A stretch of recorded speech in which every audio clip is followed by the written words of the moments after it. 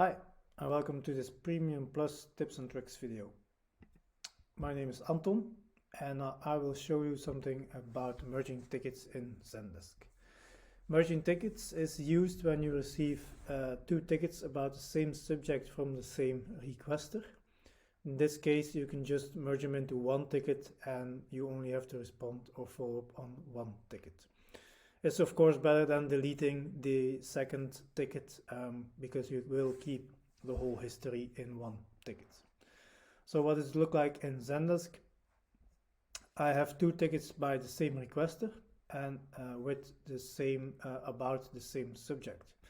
So when I want to merge tickets, I will select the oldest of the tickets I want to merge, because I want to merge the oldest ticket into the newest one. So you select the ticket you want to merge into the original one. As soon as I do, I see that at the bottom my bottom bar appears and I can select merge from there. In the ticket merge overview, I can then enter the ticket ID to merge into. I can either just remember the ticket ID from my view, or I can select one of the suggested tickets here.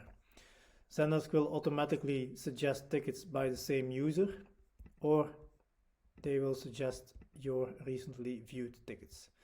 In this case, it's from the same requester, so I see why isn't your website working. It's 4391. There you go. Just enter the number and click merge. You get a notification that you're about to merge ticket 92 into 91. If you want, you can update the requester and CCs with a comment that is automatically added.